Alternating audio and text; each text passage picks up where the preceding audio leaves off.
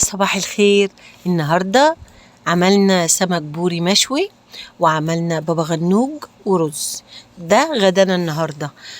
كنت هعمل جمبري، بس لقيت انه مع السمك المشوي لا بلاش، ممكن اعمله مع حاجة تانية، سمك مقلي او حاجة.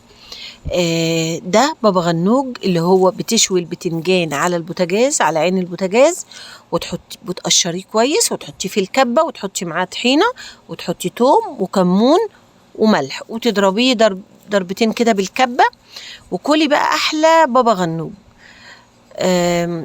بابا غنوج من الأكلات الحلوة المقبلات، اللي بتبقى على الترابيزة، ليها طعم وليها مذاق كده جميل.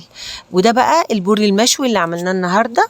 جبت البوري غسلته كويس، حشيته. الحشوة كانت عبارة عن كزبرة وبصل وفلفل أخضر وتوم وكزبرة ناشفة وكمون، ورشة ملح. حطيت وقرون فلفل للي بيحب الحادق، يعني الحاجات الحراقة. يعني أنا عملت 3 سمكات حراقين وسمكتين من غير شطة. وحشيت السمك ووديته الشواية اتشوى، وهو بصوا قدام حضراتكم جميل اهوت ويفتح النفس.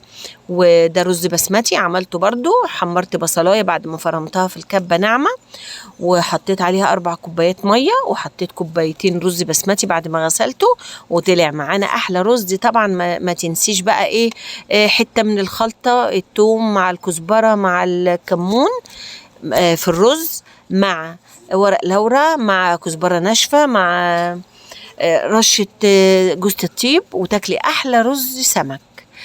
عملت الأكل ده النهاردة، وجبت جرجير بقى، اكتفيت بالجرجير والبابا غنوج، ما عملتش سلطة، لأن طبعا السمك بيبقى جواه حاجة شبه السلطة. فطبعا دايما كده تبقي يعني تحاولي تمشي الأكل مع بعضه، ويبقى فيه تناسب، فيه توازن. يعني لو عملتي سمك مقلي اعملي جنبه سلطة، لو عملتي مشوي من اللي بيتحشي خلطة ما تعمليش سلطة. عملت بقى الأكل ده النهاردة، ويا رب يعجبكم. ما تنسيش اللايك، وما تنسيش عادة النشر،